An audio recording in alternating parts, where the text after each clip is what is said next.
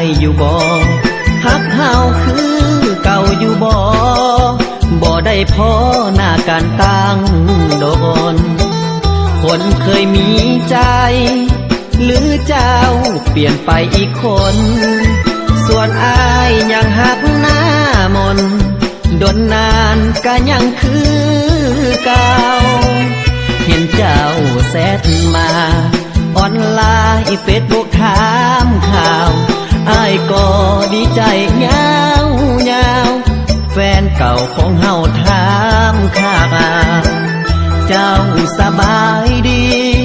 มีเรื่องให้สวยบ่สาว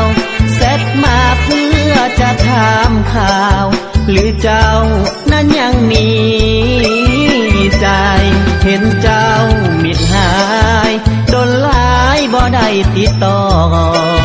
มิดดนกระดักกระดออ้ายรอหัวใจอ่อนไหวแต่ก่อนเคยล้มปรึกษาเรื่องปัญหาใจอยู่น้องก็มิดหายมีเรื่องอันใดน้อนางยังหักอายอยู่บ่หรือพอเพียงแต่ถามไทยอยากให้หูอายยังมีใจเป็นจังใดอายยังเคียงข้างให้กำลังใจอายคนนี้บ่เคยปล่อยวางใจอายยังมีแต่นางแอวบางยังหักอายอยู่บ่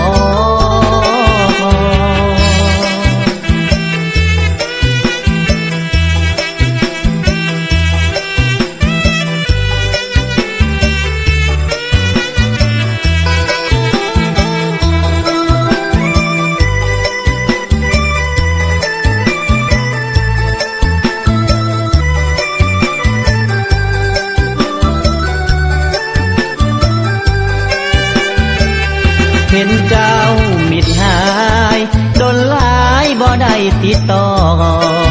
มิดดนกระดักกระดออ้ายรอหัวใจอ่อนไหวแต่ก่อนเคยล้มปรึกษาเรื่องปัญหาใจอยู่น้องก็มิดหายมีเรื่องอันใดน้อนางยังหักอายอยู่บ่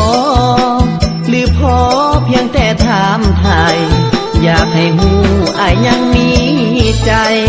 เป็นจังใดอายยังเคียงข้างให้กำลังใจอายคนนี้บ่เคยปล่อยวาง